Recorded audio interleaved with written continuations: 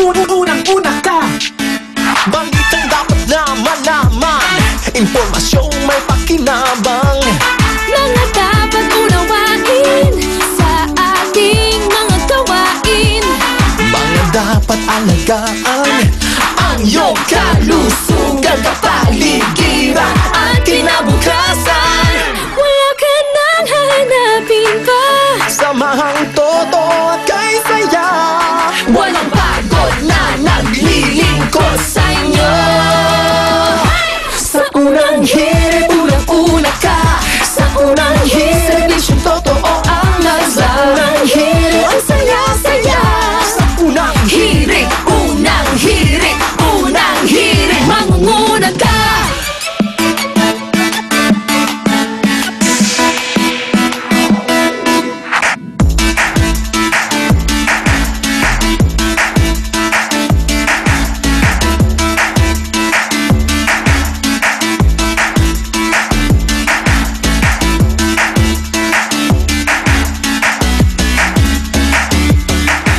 Morning, classmate. Good morning, classmate. Yes, good morning po mga kapuso. Gising-gising na tayo. Wow, Lunes na tayo. At kahit patuloy pa rin po ang pagbuhos ng ulan, may pasok, tandaan nyo, may pasok ang mga eskwela at opisina Yes. ngayon. Kaya medyo magbihis-bihis na tayo, mag-almusal na kayo. Sabay tutok dito sa nangungunang morning show sa telebisyon. Ito ang unang hirit. At syempre, patuloy pa rin po ang pagbabantay natin sa magiging lagay ng panahon ngayong umaga. At kung may mga epekto rin ba kaya sa ating weather ang papalayong bagyong Goring. Simula noong Biyernes pa kasi tayo inuulan. Kaya naman, tatanungin po natin sa pag-asa kung kailan nga ba makakaasa ng medyo maaraw-araw naman, di ba, na araw para makapaglaba na ho tayo at makapagsampay. May mga natuyo ka na ba? Ginula tayo ni Goring, naging tropical depression. Yes. Akala mo medyo malulusaw Palayo na siya, pero oo. binagyo, pero at least papalayo na rin siya ng Pilipinas. Kaya simulan na po natin kaagad ang pagbabalita dito sa ating top hirit. Nakalista ng Philippine Area of Responsibility ang bagyong Goring, pero inaasahan na magiging maulan pa rin ang lagay ng panahon dito sa Metro Manila. Sanhi naman ang Southwest Monsoon o hanging habagat. Bunso dito magiging maulap at maulan sa buong Luzon at Visayas na posible rin magdulot ng landslides at flash floods. Ang Mindanao naman makakaasa ng bahagyang maulap hanggang sa maulap na papawirin ngayong araw. At dahil madalas pa rin po ang mga pag-uulan, muli namin paalala sa inyo dapat I am ready, magplano, magsiguro at makibalita. Yan rin po ang motto ng ating mga kababayan sa mga bahagi ng Valenzuela at Marikina City. Sa Valenzuela City, humupa na ang kanilang pagbaha doon kahapon, pero lagi raw handang rumisponde sa kalamidad ang kanilang rescue unit. Naka-standby na ang kanilang 4 na rubber boats, 3 fiberglass boats, at 2 bangka para sa paglilikas kung sakaling tumaas ang tubig. May mga life jacket din po sila para sa mga residenteng ililikas. At itong weekend nga dahil sa tuloy-tuloy na pag-uulan, umabot sa 8 inches ang naging tubig baha sa ilang kalsada sa Valenzuela. Sa Marikina City naman po, kahit malayo sa alert level ang Marikina River, masusi pa rin po itong binabantayan. Ayon sa mga residente, natuto na raw sila sa leksyon ng bagyong Ondoy na hindi raw sila kampante lalo na tuwing malakas ang ulan. Kaya naman, ang lokal na pamahalaan doon, pinupulong ang mga bantay bayan o volunteers sa bawat barangay na siyang magsisilbing force multiplier sa oras ng kalamidad.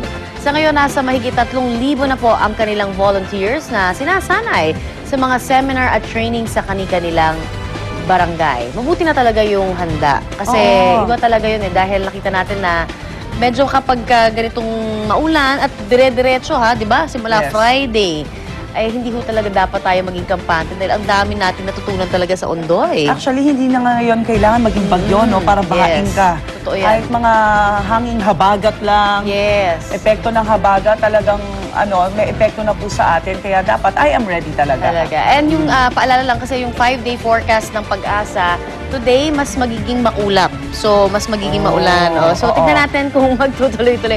Sana naman makita na natin ang haring araw. Naku, Luzon, Visayas at Mindanao ata inuulan. Oo. Mindanao daw medyo maganda Better ngayon. na. Oo. Sana naman, para naman medyo makasurvive sila dun sa mga pagbahang nangyari doon. Yes. Yes. At, Grabe ang traffic. totoo yan. Sa anong Biyernes? Bakit? Ay, grabe ang ulan. Ulan Tapos ano ba? Ba't sa Sweldo. Naging Ay, biktima ka? tama. Oo, grabe. Sweldo, ulan. Ako, ayan. Sale. Ulan. Yes. Mga sale. Andyan, grabe Traffic talaga. sale. Oh. Morning. Okay, good morning sa inyo. Good morning mga igan. Lunes po at mahalagang balita naman sa ating mga motorista. Posibleng tumaas naman ang presyo ng mga produktong petrolyo ngayong linggo. Yan talaga ang problema. Kaya patuloy na minomonitor ng Department of Energy ang galaw ng world crude prices. Pero hanggang sa ngayon, wala pang inaanunsyong oil price hike ang mga kumpanya ng langis. Sa kwenta nga ng isang oil company, $8 per barrel ang tinaas ng imported na gasolina habang mahigit $4 per barrel naman ang naging pagtaas sa presyo ng diesel nung nakaraang linggo. Katumbas po yan ng 2 pisong taas presyo sa gasolina kada litro habang 80 sentimo kada litro naman sa diesel. Kaya ngayon pa lang, naghahanda na po ang grupong piston na magkilos protesta. Iritila kay Pangulong Aquino, pigilan po ang napipitong panibagong oil price hike at dapat din daw seryosoy ni Pinoy ang hilig o ang hiling ng mga tsuper na ibasura ng oil deregulation law. Naku, yun nga eh. Kaya nga nag-oil deregulation law para walang pakialam ang gobyerno. Iyan na nga. Hayaan ng merkado. Pero meron din doon sa provision ng Department of Energy na pwede silang manghimasok kung hindi na kapani-paniwala yung increase ng petrolyo. Ang problema, tumatalima talaga sa pagtaas ng presyo sa world market. May check and balance naman po Oo. no? So anong gagawin mo bilang Pangulo? Regulated nga. Hindi siya regulated. Unlike ng panahon ng martial law, regulated siya. Kaya nga mayroong Oil Price Stabilization Fund. Kaya iba sinasabi, buti pa nung panahon ni Marcos. Hindi may OPSF.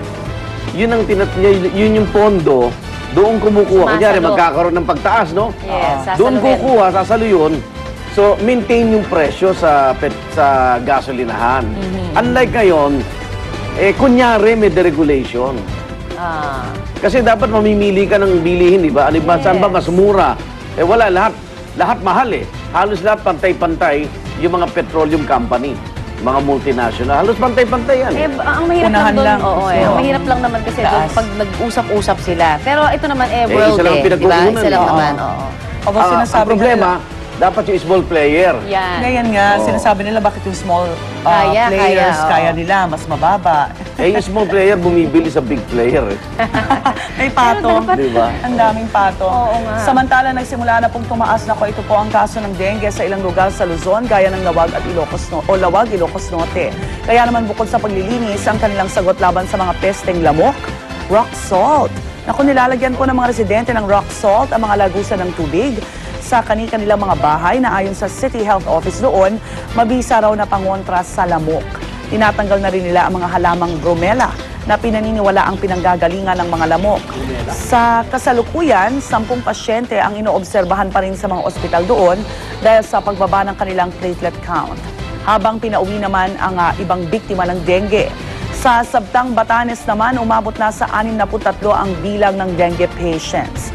Dinala sa magkakaibang ospital ang mga ito. Ikinaalama ng mga taga-Batanes ang biglaang pagtaas ng dengue cases doon mula June 26 hanggang July 9. Samantala, Yung budget secretary nasa kanila.